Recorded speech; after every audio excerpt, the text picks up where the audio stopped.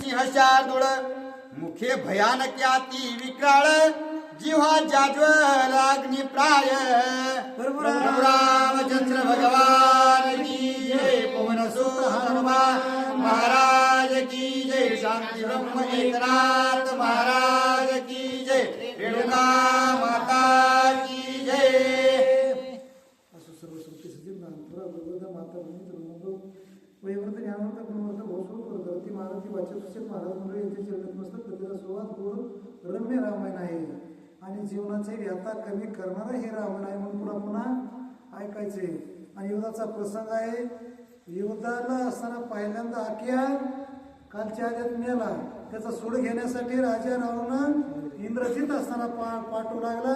पाठीत असताना त्याच्या रथाला शार्दूल म्हणजे सिंह असणारे होते ते एक प्रकारचे जीवा चाटीत आणि मोठे हावसाना असणारा येशीच्या पायी रथ पडू लागला ते रस रती सारथी कपट राशी अश्व वागुरे तयापासी इंद्रजित बैसला रथेशी निज चापासी सजोनी।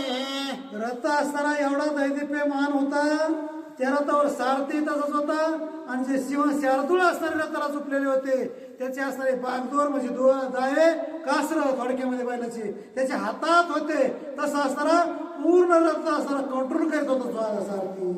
रथ ध्वज सुनीळ निळा ध्वज पताका विचित्र लिळा रत्न मुक्त फळमाळा रथे बैसला इंद्रजित।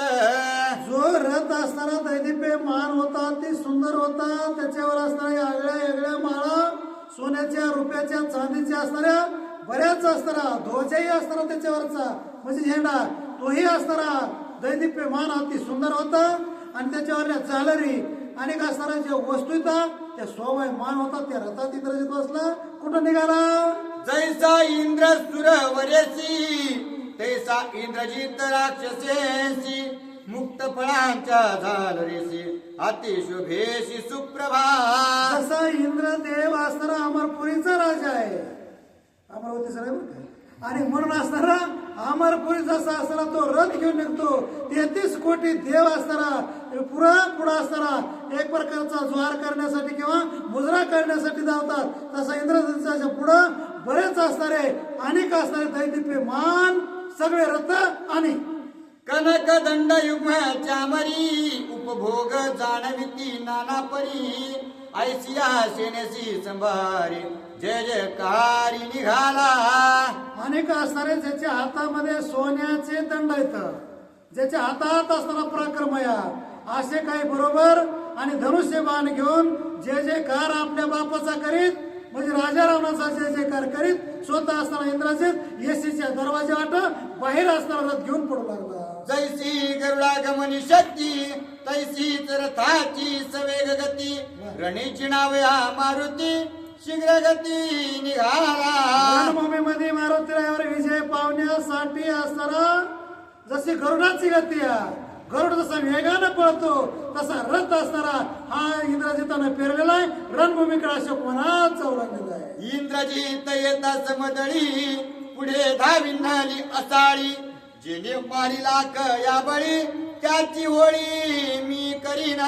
इंद्रजित युद्धाला जाऊ लागलाय पण मधले जे चमचे असतात का माझ्यासारखे काही काम नाही उगाच धावून येते मध्येच बसते तसं असताना त्या ठिकाणी पूर्णपणे हे इंद्रजित कुठे चाललाय युद्धाला चाललाय आणि चालल्यावर असताना मध्येच एक बिचारी उठली आषाढी आणि ती म्हणली इंद्रजित तू काय काम बरं ती मनातली म्हणली पुढे जावली असे कोणात गेली आणि काय म्हणली एकले एक ते पाले खाईर त्यावरी कोपे सैन्यभार पिसाळले निशाचरे तुम्ही वानर मारीन। आषाढी असणारी मध्येच उठली मध्येच बोलली आणि बोलल्यावर असताना म्हणले हे आपलं राक्षस आहेत का बरे आपलंच आपल्याला बोलतो दुसऱ्याच काय टप्पर नाही कोणता नाव ठेवायला हे सगळे पिसाळ्यात म्हणले बिघडलेत पिसाळ्यात म्हणजे बिघडलेत ह्यांना काही आकला हे राक्षसाने नाही तर आणि म्हणून असणारा हे उठ देतात राजकुमार पाठी देत आणि तिकडे असणारा ते वाढणार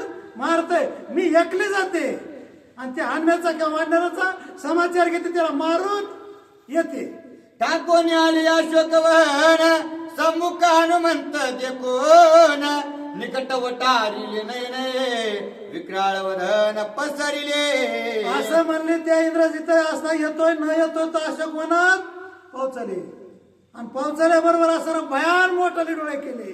अकराळ इकराळ परतवीला असणारा एक जबडा लावला मुखाचा आकाशापर्यंत ढगापर्यंत, दुसरा असणारा जबडा आणि असं तोंड वासून पुढं असणारा हनुमंताच्या दिशेनं येऊ लागले. हनुमान म्हणले कुठले कुठून नवीन एक लागले. एक भाडे भूतळी दुचे लाविले नभस्तळी कराळ विक्राळ दाताळी जीवा काळी मसमसिते. ज्यावेळेस असणारा परतवीला एक जबडा लावला, दुसरा जबडा आकाशामध्ये, त्यावेळेस अकराळ आणि विक्राळ विशेष म्हणजे त्याच्यापेक्षा दुसरं काही असताना त्याला उदाहरण द्यायला नाही, त्याला एवढंच नाव आहे अकराळ आणि विक्राळ. असं मुख असताना तिनं पसरलं. हनुमान विचार करू लागले. करिता स्वानंदे युद्धासी आडवी आली हे राक्षसी जीवी साधिताने धानासी पहिले विवसी पै उठे. मी असणारा माझा या राजकुमाराबरोबर असणारा घनघोर युद्ध करीत होतो, लढाई करीत होतो, मला त्याच्यात आनंद होता. पण या सारी मध्येच आषाढी आली कुठून हे नसल्याला एक नाही असं हनुमंताला सुद्धा वाटू लागलं. हनुमंताला त्या आषाढी बरोबर युद्ध करण्याचा काही रस नव्हता. पण आल्या असावे सादर असता म्हणून असताना समयासी सादर व्हावे आणि देव ठेवील राम ठेवील तसे राहावं लागेल. म्हणजे आता काही पर्याय नाहीये.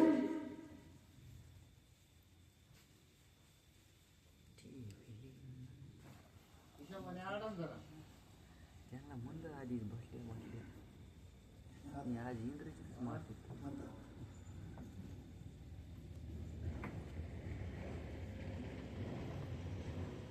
शंभर 170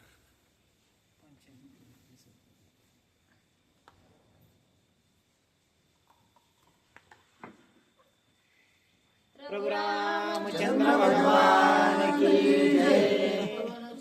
हनुमान महाराज की जय. शांती ब्रह्म एकनाथ महाराज की जय. रेणुका माता की जय. युद्ध निधाना जवळी प्रथम विवसी हे असाळी पहिले हे चिदेवणी बळी काळी के काळी चांबुडे. त्यावेळेस असताना हनुमंत मनात विचार करू लागले. एखाद्या वेळेस असताना धन कुणाला अचानक सापडत, पण धन सापडल्या त्याच्या आतवर काय होतं, त्याच्यावर असताना अभिमंत्रित केलेला साप गव्हाच्या असताना ओंड्याचा बनवला, पण ते अभिमंत्रित केल्यामुळं ते सापच पुढे येतो, तो काही त्या धनाकडे जाऊ देत नाहीये. तसंच असताना या आषाढी मध्ये आली आणि माझं युद्ध असताना थांबू लागले.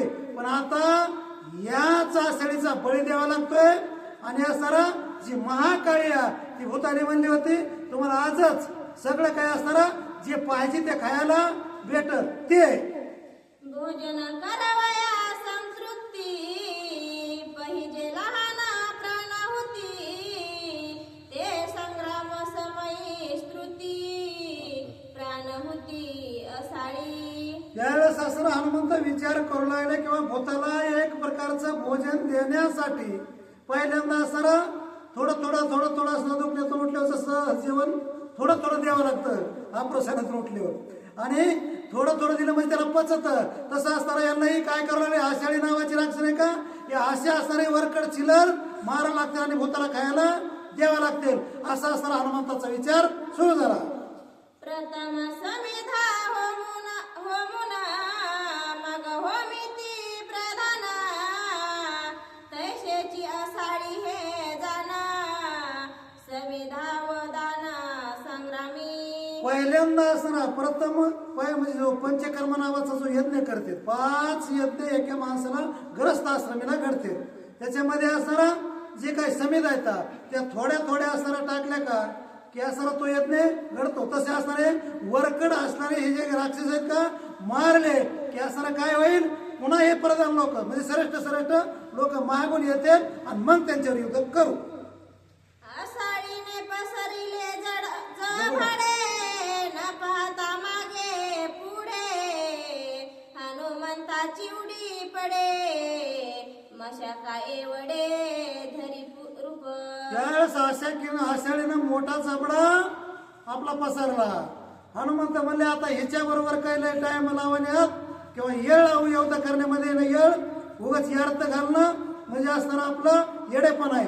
म्हणून सूक्ष्म रूप धरी बारीक रूप धरला हनुमंतरायाने आणि असताना आषाढीच्या मुखात उडी घातली. नातळांची तिचे दात जिव्हे सिंह नातळता उदरी प्रवेशता हनुमंता नकळे तत्वता राक्षसी. आणि ज्यावेळेस हनुमंतानं उडान मुखामध्ये केलं बरं बारीक रूप धरलं होतं सूक्ष्म म्हणजे चिमटासारखं आणि तसं रूप धरून तो डायरेक्ट पोटात गेला घशातून खाली गेला. दाताला कुठं चिटकला नाही आणि त्याच्यामुळे असताना तिला ती चव चाकू लागली पण कुठं सापडलं नाही. म्हणून असताना विचार करू लागली असेल. वानर मुखी प्रवेशले मुखीच्या मुखी हरपले किंवा दातांतळी दडले नाडले पहिजे जीवाग्री. हे जिबीला तर कुठं असताना वानर आपल्या मुखामध्ये चिटकलंच नाहीये. दातात सुद्धा कुठं असताना ते कडी कोपऱ्याला लागलं नाहीये. म्हणून असताना मनामध्ये आषाढी खेद करू लागली विचार करू लागली. थोडक्यात लीन झाले मुखापासी की पळाले स्वस्वच्छ वासी कोण गतिवान रासी असाळीसी लक्षणा. हे मुखामध्ये गेलं जागेवर साखर इगरल्याने इगरलं का नाकवाट बाहेर निघून गेलं असा विचार आषाढी मनामध्ये करू लागली. पण मारोतराय मात्र अजून तिला सापडला नाही. पोटात गेला पण बिचारा अजून आतड्यातून बाहेर नाही आला. काय करतो? आंबट तिखट खारट गोड कडू की तुरट चवीना कळ्याची स्पष्ट करी कटकट राक्षसी. आपण जे वानर गिळलं हे आंबट बी नाहीये तुरट बी नाहीये खरड बी नाहीये आणि एक प्रकारची याची जी चव आहे ती मात्र आपल्याला कळत नाहीये. काय करावं काय नाही असं विचाराचं कावर आषाढीच्या मस्तकात दाटलं. जीवदातांती नाढळे होटी सेकी तृप्त नव्हेची पोटी वानरे टकविले उठा उठी अंतयार्थी दृष्टी कळेना. शिकाऱ्याचे शिकार नाही झाल्यावर त्याचा जीव एवढा असताना तिळी तुटतो तसं असताना तिच्या ते दातरायला लागलं नाही वाटायला लागलं नाही आणि पोटात गेलेला पत्ता बी असताना मारत राह नाही. म्हणून असताना एवढी तिळ करू लागली आणि आपल्या स्वतःलाच असताना एक प्रकारचा खेद आषाढी करू लागली. नेमकं हे कुठं वानर गेला असेल आता काय करावं आणि काय नाही. आषाढीने गिळला हनुमंता चुकला इंद्रजिताचा अनर्थ लोकी विस्तरिली माता रणकंदार्थ सैन्याचा.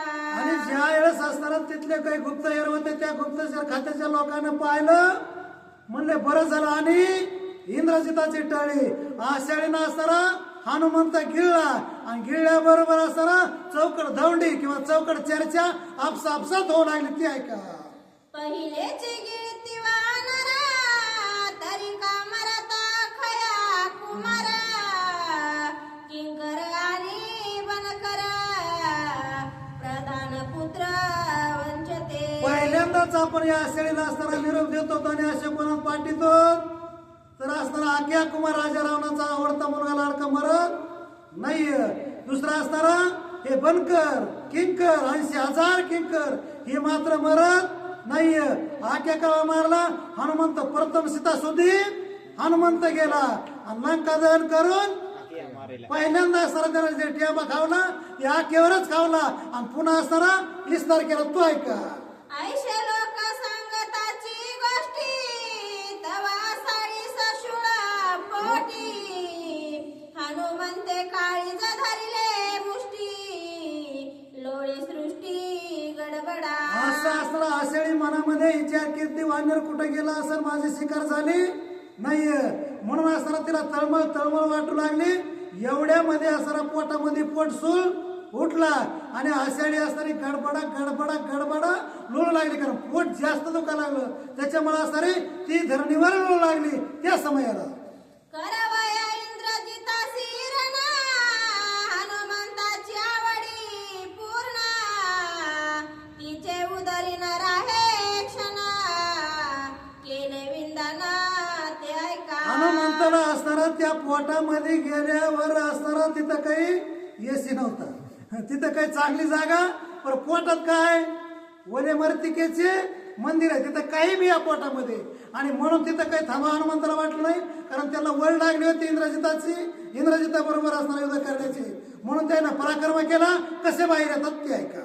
उपटोनी काळीजाचा देठा, भेंबेपाशी फोडीनी पोट, हनुमंतनी गोनिया प्रगट, केलं उद्रष्ट भुभुकार. या वेळेस हनुमंताने आसरा मधल्यामध्ये आतडे कातडे जेवढे गोळा करता येईल मधल्यामध्ये तेवढे गोळा केले. आतलं काळीज असणारा ज्याला म्हणतात का काळीज बोक, ती बोकडं खायला माहिती, त्यानं असणारं ते सगळं गोळा केलं. आता दुई हातात धरलं, भीमीपाशी नाकानं नरसिंहानं जसं हिरण्यकश्यपूचं पोट फाडलं होतं तसं नाकानं पोट फाडलं, बाहेर आला आणि जागेवर आषाढी कोसळली. मेली का नाही मला माहित नाहीये. कोसळल्याबरोबर हनुमंताला गजर केला. रामचंद्र भगवान की जय. धन्यवाद. चला ऐकता तयाचा भुभुकारा, कपिनले निशाचर, मुख्य दचकला धुर, सैन्य संभार खळबळला. ज्यावेळेस हनुमंताने मोठ्याने गजर केला त्यावेळेस असणारे मुख्यचे धुरा होते राजा इंद्रजिताबरोबर, तो युवराज होता, त्याच्याबरोबर जे आलेले होते ते मात्र घाबरले, हादरले, म्हणले भूकंप झाल्यासारखा आवाज आला, आषाढी पडली आणि आपल्याला इग्न नाही टळलं. आपल्याला आता युद्धाला सामोरं जावं लागतं, जीवाची भीती कोणाला बी वाटते म्हणून घाबरले.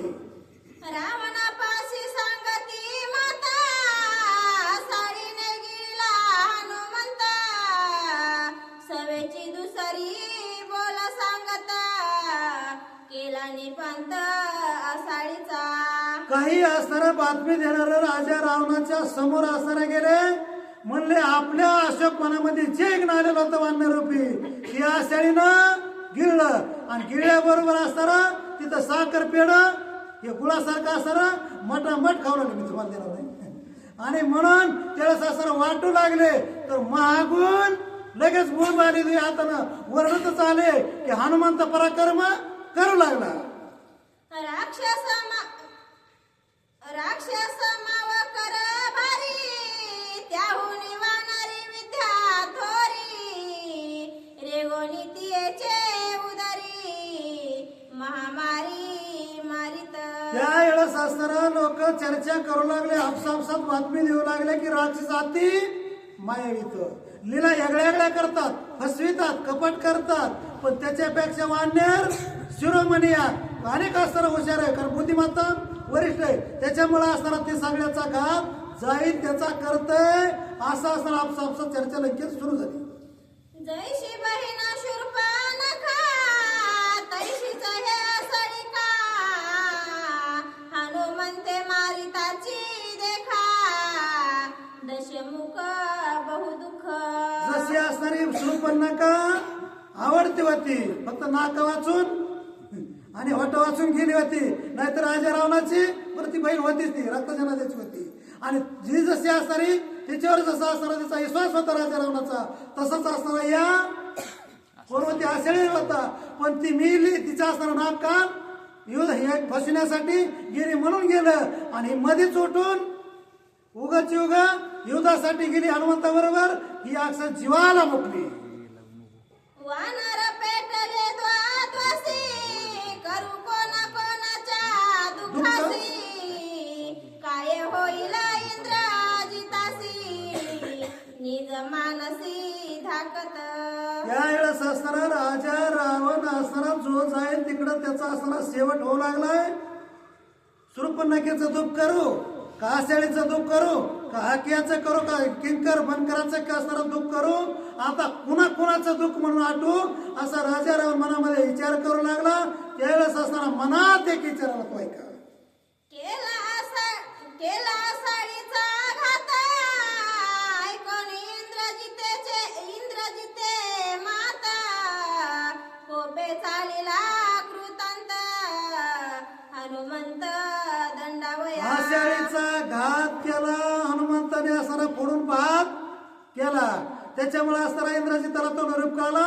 इंद्रजितानं आपला रथ युद्धभूमीमध्ये सोडला आणि रागाच्या भरामध्ये असताना कारण तो रथी महारथी होता त्याला असताना धनुर्विद्येमध्ये प्रगत होता म्हणून युद्धामध्ये पुढे जाऊ लागला. देखोनी हनुमंता दिवसन हे सैन्य समजता ऐसे कळले इंद्रजिता होय प्रेरिता निजरथ. समोर असताना हनुमंताला इंद्रजितानं पाहिलं जे काय सैन्य होतं समोर ते असताना भयग्रस्त झालं आणि म्हणून त्यानं स्वतःचा रथ इंद्रजितानं हनुमंताच्या दिशेनं पुढे काढला. विजू गड गर्जे अंबरा तैसा धनुष्याचा टनस्ताकार इंद्रजित निधडा महाशूर रहुवर प्रेरिला. आकाशामध्ये आगुटीला जशा इजा असताना चम चम चम मेघामध्ये चमकावा आभाळ गरजावा तसा असताना धनुष्यापासून बाण सुटलेला किंवा धनुष्य इंद्रजिताचा चम चम चमकत होता कारण तो लंकेचा युवराज होता म्हणून असताना दैदिप्यमान रथ आणि धनुष्य होता. ऐकोनी धनुष्याचा टनात्कार वानरे केला भुभुकार नांदे कोंदले अंबरा गिरिकंदरा दुमदुमिले. धनुष्याचा आवाज हनुमंतानं ऐकल्यावर हनुमंताला सुद्धा रावलं नाही. त्यानं सुद्धा गजर केला परभुरा रामचंद्र भगवान की जय. गजर केला हनुमंत तुटून इंद्रजिताच्या दिशेनं धावला. निदा उठिला पातळी भूते कळकळीती अंतरळी पक्षी ब्रह्मती नभो मंडळी बैसली टाळी दिग्गजांची. जे दिगीज त्या पृथ्वीचा समतोल राखण्यासाठी 8 दिशेला 8 हातीत आणि कारण ही पृथ्वी एखाद्या वेळेस असताना एखाद्या दैत्याच्या एखाद्या सुराच्या वीराच्या दणक्यानं रस्त्याला जाऊ नये म्हणून ते असताना शेषाने जशी मस्तक धरली तसे असताना 8 हातीत त्याने आपली मान सरसावली त्यांची कांटाळी बसली असताना जे काय सैन्य होतं ते दचकलं. पक्षी होते ते भ्रमित असणारे येण्यासारखे झाले आणि बरेच असणारे जीव जंतू पंचमहाभूत घाबरून हादरून गेले हनुमंताच्या आवाजाने. इंद्रजित युद्धाची आवडी रथ प्रेरिला कडडी वानरे उभविली पुच्छाची गुढी नाची आवडी रणरंगी. इंद्रजिताला सुद्धा युद्धाची आवड होती त्यानं त्याचा असणारा रथ ज्याला जी गोष्ट येते का त्याला त्याची आवडच असते म्हणून ते पुढं पुढं धावतं. त्यानं पुढं असणारा रथ ज्यावेळेस युद्धभूमीमध्ये सरसविला त्यावेळेस हनुमंत स्वाद्यकून वेगाने आला काय म्हणू लागला. एक रावणी राजकुमार दुजा रामदूत वानर एक राक्षसी राक्षस सेंद्र दुजा कपिंद्र कपी माझी. एक असणारा राजा रावणाचा राजकुमार होता एक वानराचाही युवराज होता फक्त त्यानं पदभार स्वीकारला नव्हता नाहीतर वानरेंद्र म्हणजे एक राजाच आहे तो आणि असा रथी महारथी किंवा महापराक्रमी भीमरथ रूप धरून हनुमंत युद्धभूमीत उतरला. दोघे वीराती प्रबळ समान बळ समान शीळ दोघे संग्रामी अति कुशळ दोघेच बळ रणमारा.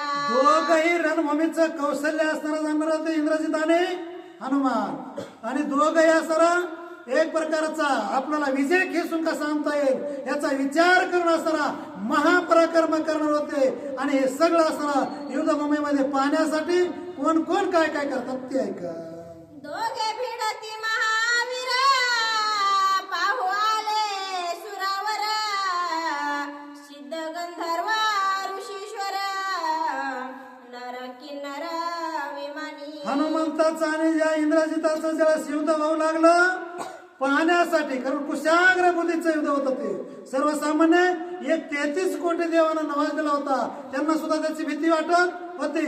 हनुमान तर महापराक्रमीच होता, रामाचा दूत होता. आणि म्हणून 33 कोटी देव, गण, गंधर्व, ऋषी, मुनी हे सर्व असणारे युद्ध पाहण्यासाठी आकाश मार्गाने येऊ लागले.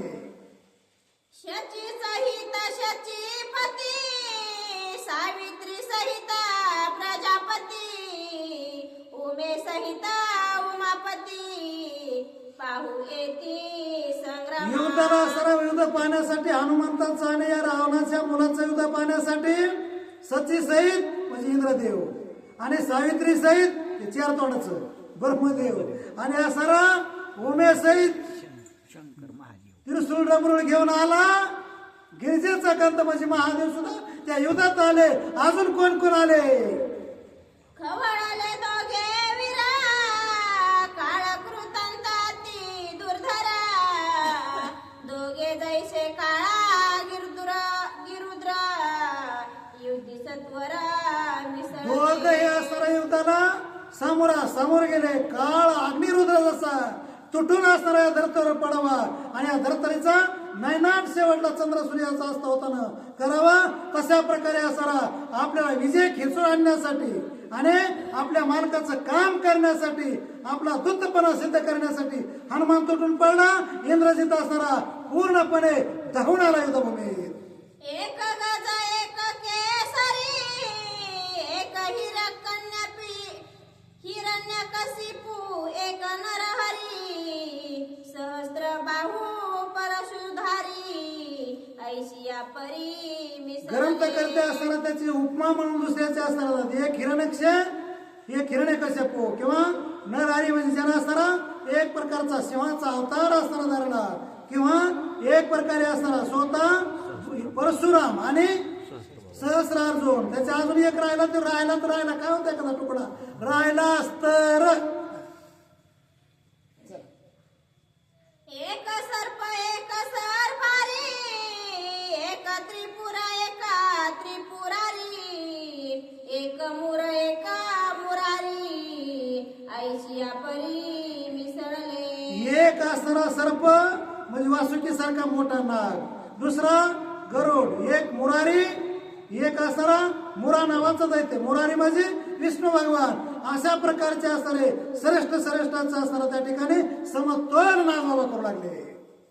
इंद्रजित हानी दुर्धर घाया, हनुमान फळे खाया विटाया, कुशी खाजावी डोळे मिच खाया, दाविता होय अंगठा. इंद्रजित असणारा युद्धाला आल्याबरोबर हनुमंताच्या दिशेनं काही विचार न करता बाण सनासन असणारा बाण सोडू लागला. आणि हनुमंत तिकून बऱ्याच दिवसाला भुके झाला होता बिचारा. त्याच्यामुळे असणारा तो फळ खावा लागला आणि असणारा त्याच्याकडे डोळे मिचकावं लागला. मला असे किती बाण सोड, मी नुसता फळ खाण्यावरच ते बाण आमट जाऊन असणारा म्हणून असंच चालू द्या. इंद्रजित खवळणी रणी, वर्षला से दुर्धर बाणी, वानर वर्षला पापणी, रणांगणी गर्जनी. इंद्रजित असणारा बाण सोडू लागला. हनुमंत असणारा त्या ठिकाणी पाषाण मोठमोठा दगड घेऊन असणारा युद्ध करू लागला. आता तुम्ही दोघं करा युद्ध. या पुढे नाही का तुम्ही चलले काय ती शिकत राहील 35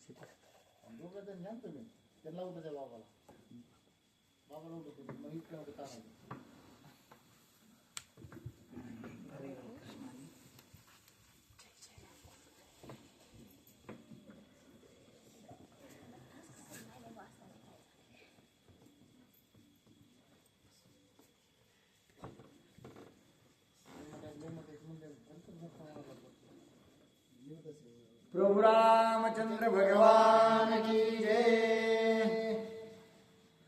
इंद्रजित खवळो निर्ले, वर्षला से दुर्धर बाणे, वानर वर्षला पाशाने, रणांगणे गर्जोने. प्रभू रामचंद्र भगवान की जय. असं असणारं दुर्धर युद्ध जे आहे ते इंद्रजितामध्ये आणि हनुमानरायामध्ये लागलेलं आहे. आणि इंद्रजिताने जे काही त्याने बाण आणलेली होती ते बाणाचा वर्षाव हनुमंतरायावर करू लागला. आणि हनुमंतरायाने सुद्धा असणार आपले जे काही असणार जे काही शिळा होत्या मोठ्या मोठ्या शिळ्यांचा असणारा त्या ठिकाणी वर्षाव इंद्रजितावर केलेला आहे. विंदे सुवर्ण पुंक भाडे वानराने सबळ शिळे एकाने गदा मंगले शाळताळे पैदुजा. आणि इंद्रजिताने असणारा सुवर्ण पुंके नावाचा जो बाण आहे तो हनुमंतरायावर सोडला. परंतु हनुमंतराय असणार वज्रटी आहेत त्यांना काय त्यांच्या कपाळावर जरी लागला तरी त्यांना कोणती असणारी इजा झाली नाही. आणि मग हनुमंतरायाने प्रत्युत्तरामध्ये असणारे त्या ठिकाणी शिळेचा घाव त्या सर्व राक्षसांनी सहित केला. त्यावेळेस काही राक्षस असणार आपली ज्या काही गदा आहेत त्या गदेने हनुमंतरायाला मारण्याचा प्रयत्न करू लागले. इंद्रजित वर्षे विचित्र कांडे वानर वर्षे चापट धोंडे रागे उडवण आणि ता खांडे वृक्षखंडे ठोकिला. आणि इंद्रजित असणारा बाणाने मारू लागला किंवा असणार त्याच्यापाशी जे काही शस्त्रास्त्र आहेत त्याने घाव हनुमंतरायावर करू लागला. परंतु हनुमंतराय असणार शिळा टाकायचे किंवा असणार चापटीने मारायचे पुन्हा असणारा लाता घालू लागले. पुन्हावर असणारे त्या ठिकाणी जे काही वृक्ष त्यांनी आपल्या जवळ आणून ठेवलेले होते शाल तमालासारखे असणारे उंच उंच गगनभेदी त्या अशा झाडाने त्या सर्व राक्षसांवर आघात असणारे करू लागलेले. साठोपे आणि ता शिवशक्ती वानर वर्षे अतिपर्वते इंद्रजित वेडावला चित्ते रणे मारुते नाटोपे. आणि अशा प्रकारे असणारे त्या ठिकाणी आता साक्षात असणारा महादेवाचा अवतार हनुमंतराय आहेत आणि शेपटीमध्ये असणारा माता पार्वती आणि अशा प्रकारे शिवशक्ती त्या ठिकाणी खवळलेल्या आहेत. आणि खवळून असणारा महामार त्या राक्षसांचा केला. त्यावेळेस असणारा इंद्रजित दचकलेला आहे. एक चेंडू चक्र पैसोडे तुझ्या हाने प्रचंड धोंडे सवेगाने ता लवडे समूळ धोंडे पैदुजा. आणि एक जण असणारा लवडी चक्र जे असणारा पुढं गोळा असतो आणि त्याला साखळीने बांधलेला असतं ते गोल फिरून मारू लागलं. कुणी असणारं त्या ठिकाणी भाल्याने मारू लागलेलं आहे कुणी दगड फेकून हनुमंतरायाला मारू लागलं. अशा प्रकारे असणारा हनुमंतरायासोबत युद्ध ते सर्व राक्षसांनी करू लागले. पट्टेश आणि तातवके वानरे आणि ता खडके इंद्रजिताचे धैर्य मडके पडला टके पुच्छाचे. आणि त्यावेळेस असणारे जे काही दाणपट्टा वगैरे आहेत त्या दाणपट्ट्याने सुद्धा असणारे युद्ध हनुमंतरायावर करू लागले. त्याच वेळेस हनुमंतराय असणारे त्यांची जी काही शस्त्रास्त्र आहेत ते सगळे चुरा करू लागले. आणि अशा प्रकारे असणारे कितीही युद्धे असणाऱ्या हनुमंतरायासोबत युद्ध करीत असताना देखील हनुमंतरायाला युद्धामध्ये कोणत्याही प्रकारची इजा होत नाही हे पाहिल्यानंतर जे काही धैर्य धरून असणारा इंद्रजित त्या युद्धभूमीवर आला होता त्याचा असणारा आता धैर्य सुटू लागलेला आहे. इंद्रजिताची रणयुत्पत्ते पावल्या रणे लावी ख्याते नाटोपता पळे मागुते पुच्चा प्रते बळन चले. मग आता तो असणारा इंद्रजित युद्ध करू लागला परंतु त्याला आता भीतीही वाटू लागलेली आहे. आणि शेपटासोबत युद्ध करीत असताना तो शेपटासोबत कितीही जरी युद्ध केलं तर ते काय आपल्या आटोक्यात येत नाही अशा प्रकारचा विचार इंद्रजित करतो. सैन्यासभोवता चोकडा पडला पुच्चाचा पैवेडा सरताने मागा पोडा वानरे वेडा लाविले. आता हनुमंतरायाच्या शेपटाने काय केलं जेवढंही सैन्य असणार इंद्रजित घेऊन आलेला होता त्या सगळ्या ज्या सैन्याच्या असणाऱ्या बाजूला आपल्या शेपटाची जी भिंत बनवली म्हणून असणारं जे काही सैन्य होतं राक्षस सैन्य त्याला पुढेही जाता येणार आणि मागाही येता येणार अशा प्रकारची दयनीय अवस्था त्या ठिकाणी झालेली आहे. पाशाने बाण करिता कोट बाणे पाशाने करी पीठ युद्ध मांडले अचाट अतिसंकट इंद्रजिता. आणि इंद्रजित असणारा त्या ठिकाणी इंद्रजिताच्या सेनेसोबत सर्वजण बाण हनुमंतरायावर सोडू लागलेले आहेत. आणि हनुमंतराय त्या ठिकाणी असणारा मोठा मोठा शिळा पाशाने घेऊन असणारा फेकून मारू लागले. त्या दोघांच्या असणाऱ्या युद्धामध्ये सगळा फुकुटाचा असणारा त्या पाशाराचा होऊ लागलेला बाणाचा घाव त्या असणाऱ्या शिळेला लागायचा आणि तिचं सर्व पीठ व्हायचं. अशा प्रकारचं दुर्धर युद्ध त्या सर्वांमध्ये होऊ लागले. वानर नाटोपे निज शक्ती कपटे मारावा मारुते कपट नचले पुच्चा प्रते कपट घाती कपी पुच्छ. आणि त्यावेळेस सर्व राक्षस असणाऱ्या हनुमंतरायासोबत युद्ध करू लागले. इंद्रजित सुद्धा असणारे आणि सगळ्यांनी विचार केला की आपण इतकं ताकदीने लढू लागलेलो आहोत परंतु या असणाऱ्या हनुमंतरायासोबत आपलं काहीच चलत नाही. हे हनुमंतरायाचं युद्ध करीतच आहेत परंतु त्यांचं शेपूट सुद्धा अत्यंत दुर्धर अशा प्रकारचा आहे. मग आपण कपट करून याला मारण्याचा प्रयत्न करावा तर जो असणारा कपटाचा नुसता विचार आणेल त्याच्या समोर जाऊन असणारा शेपूट कपट उभं राहू लागलेलं आहे आणि त्याच्यामुळं त्या कपटाचे सुद्धा त्या ठिकाणी काही चलन झालेलं आहे. इंद्रजित वर्षे शरधारे वानर वर्षे शिळा शिखरे सैन्य होतसे चकाचोरे अपांपरे राक्षसा. आणि इंद्रजित बाण मारू लागला, इकडून हनुमंतराय असणारा पाषाण फेकू लागले. त्याच्यामुळं त्या दोघांचा असणारा मिलन झाल्यानंतर जे काही सर्व पर्वत प्राय अशा प्रकारच्या ज्या शिळा आहेत त्या फुटू लागल्या आणि फुटून असणारे जे काही राक्षस सैन्य होतं त्यांच्यावर पडू लागलं आणि त्याच्यामुळं त्याच्या वजाखाली दबवून जे काही राक्षस सैन्य मरू लागलेलं आहे. भूब सुटले सैन्यात इंद्रजित मेला किजित वानरे केला पर्वत घात रणे उंबत राक्षस. आणि असा असणारा त्या ठिकाणी त्या हनुमंतरायाचा असणारा आणि इंद्रजिताच्या युद्धामध्ये भयंकर अशा प्रकारची धूळ त्या ठिकाणी होऊ लागली आहे. तर दगडाचा असणारा त्या ठिकाणी ढिगच्या ढिग होऊ लागले आणि त्याच्यामुळं अशा प्रकारे राक्षसांचा असणारा प्राणावर्त त्या ठिकाणी आलाय की काय असं दिसू लागलेलं आहे. नचले शस्त्रास्त्र युक्ते मागे सरताने पुचाते पुढे नाटुपे मारोते चिंतावरते इंद्रजित.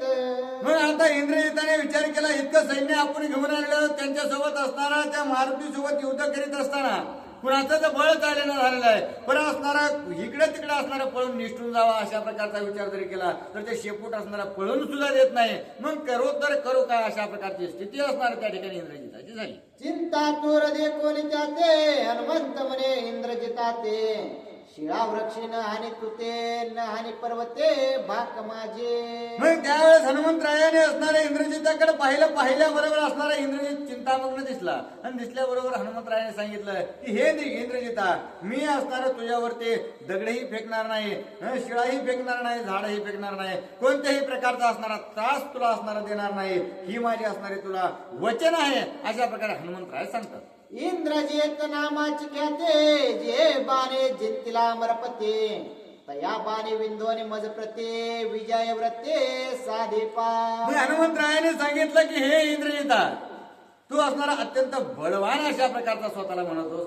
इंद्रजितावर असणारा विजय मिळून इंद्रजित नाव असणार त्या ठिकाणी प्राप्त तू केलेला आहेस आणि त्याच्यामुळं जे असणारं शस्त्रास्त्राने इंद्रजितावर विजय मिळवलास त्याच असणारा अस्त्राचं प्रेरण माझ्यावरती कर अशा प्रकारे हनुमंतराय त्या ठिकाणी इंद्रजिताला सांगतात. ज्या बाणांच्या कडाडे देव घातले बांधवडे ते माझ विंदोनी या प्रौढे विजयाची पुढे उभारे पा. आणि ज्या बाणांच्या सहाय्याने देवाधिकांना असणारा तुझ्या बंधनात तू असणारा टाकून घेतलेला आहेस आणि त्याच बाणाचा असणारा माझ्यावरती उपयोग कर. ऐसे बोलता हनुमंता रागाला इंद्रजिता मंत्रयुक्ता अस्त्रा समजता होय वंदिता अतिकोपे. आणि अशा प्रकारे असणारा आपला द्वंद्व युद्ध असणारा करणारा हनुमंतराय जो आहे तोच असणारा आपल्याला काहीतरी शिकवत आहे. आणि असं म्हणल्याबरोबर अत्यंत राग इंद्रजिताला आला आणि त्याने धनुष्याला बाण लावायला चालू केलेला आहे.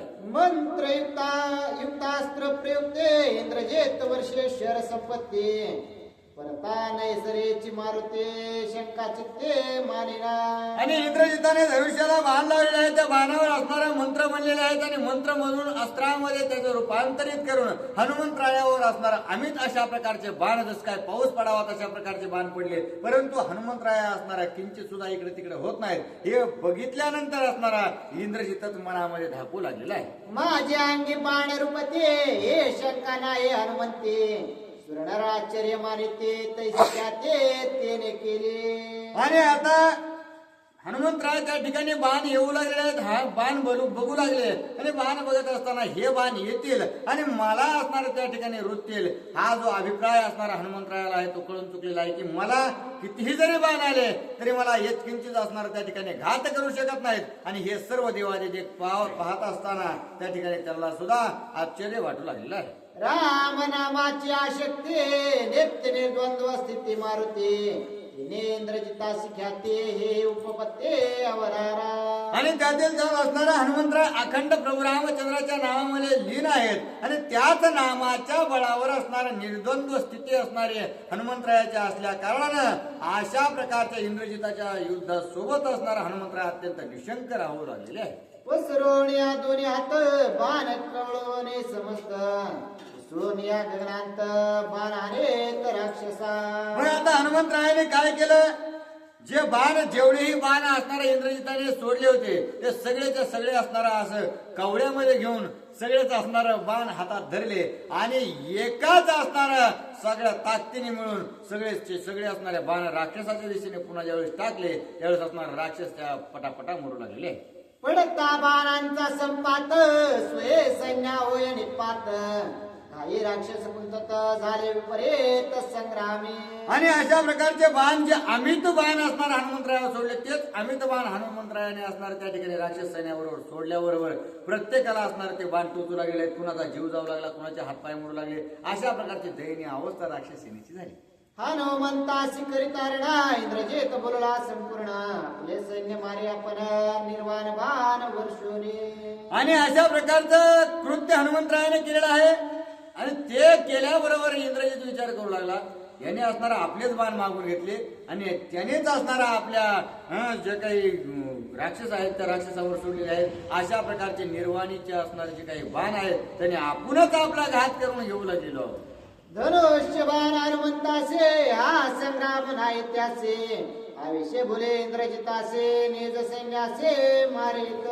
आणि आता धनुष्य बाणाने असणाऱ्या त्या ठिकाणी हनुमंतरायाला काहीच होत नाही हे इंद्रजिताला कळून चुकलं. आणि आपण जर अधिक बाण त्या ठिकाणी हनुमंतरायावर सोडावे तर हनुमंतराय त्याच बाणाने पुन्हा आपले राक्षस सेना मारेल अशा प्रकारचा असणारा विचार आणि भीती इंद्रजिताला वाटू लागली. माझे निर्वाणीचे बाण वानरे कवळोनी संपूर्ण आमची शस्त्रे आम्हासी जाण रणकंदान मांडिले. आणि एकतर असणारे जे बाण सोडले होते ते निर्वाणीचे बाण होते. ते असणारे एकदम संकटामध्ये सापडल्यानंतर सोडायचे असतात. पण तेच बाण मी हनुमंतरायावर सोडले आणि त्याच निर्वाणीच्या बाणाने हनुमंतरायाने असणारा माझ्या राक्षस सेनेचा घात केलेला. इंद्रजिताचे बाणात स्वानंदे हनुमंत विचरत बाण मंत्र शक्तियुक्त केले व्यर्थ हनुमंते. आणि जे बाण असणारा मी मंत्रयुक्त अशा प्रकारचे सोडले होते त्या बाणामध्ये मी असणार हनुमंतरायावर सोडले. परंतु जशा प्रकारे असणार बारकाले लेकर पावसात असणार नाचतात किंवा असणार त्या पावसाची मजा घेतात तशा प्रकारे हनुमंतराय असणार त्या बाणामध्ये नाचू खेळू लागलेले आहेत. म्हणून असणारा भीती त्या ठिकाणी इंद्रजिताला पुन्हा वाटू लागली. न चले शास्त्रांची खटपट न चले अस्त्रांचे पैनेट चले वानरासी कपट आणि उद्भाट गांजिले. आणि त्या वानरावरती असणारे शस्त्र सोडले तर त्या शस्त्राची खटपट त्यांना जमत नाही. आणि जे असणारे अस्त्र जरी सोडले तरी त्या मंत्रशक्ती हनुमंतरायाला बाधू शकत नाहीत. आणि जर कपट वृत्तीने त्या ठिकाणी युद्ध करण्याचा प्रयत्न केला तर त्यांची शेपटी असणारी कपटही करून देत नाही. अशा प्रकारचे असणार रणधेंडा हनुमंतरायाने मांडलेला आहे. दिव्यास्त्रे एक एक वानरे केले निरर्थक इंद्रजिते घेतला दाक जीवे दुख दुख लागले. आणि इंद्रजिताने असणारा हनुमंतराय आपल्या काही आटोक्यात येत नाही म्हणून अत्यंत दिव्य दिव्य अशा प्रकारची काही अस्त्र आहेत ते अस्त्र हनुमंतरायावर प्रेरित केली होती. परंतु हनुमंतरायाला असणारा त्या ठिकाणी कोणत्याही अस्त्राने काही झालेलं नाही. म्हणून असणारी इंद्रजिताची पुन्हा दुखदुख वाढू लागले. इंद्रजित बाणांची शर सुटे वानरे करुणिया उठे धावणी झोंबला पैकंटे धनुष्य मुष्टे मोडिले. मग आता असणारा इंद्रजित जो आहे तो बाण सोडू का नको अशा असणारा मनस्थितीत असताना हनुमंतरायाने त्या इंद्रजिताच्या रथावर उडी मारली आणि रथावर उडी मारून त्या इंद्रजिताच्या हातात जो काही धनुष्य होता ते धनुष्यच असणारा मोडून टाकलेला आहे.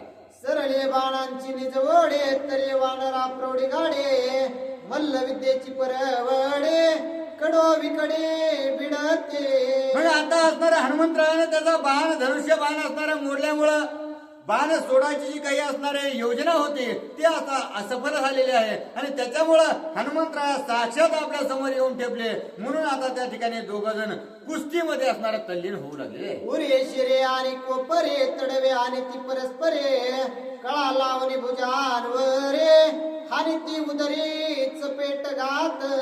आता जी काही असणार कुस्ती आहे त्या कुस्ती हनुमंतराय असणार आणि इंद्रजित करू लागले. ते करीत असताना एकमेकांच्या हाताला हात धरू लागले, हाताला असणारा कळ लावू लागले. पुन्हा असणारा माग सरकायचं, पुन्हा पुढे जायचं, छातीवर असणार हाताने मारायचं आणि अशा प्रकारे असणारे एकमेकाला चापटीने मार देण्याचं कार्य त्या मल्लयुद्धमध्ये करू लागले. सांभाळिता वानरला ते तव मस्तकी हानितला हाते सांभाळिता दक्षिण हस्ते तव गांजीत डाव्याने आणि असं जे काही डाव असणारे कुस्तीतले आहेत ते खेळू लागलेले आहेत.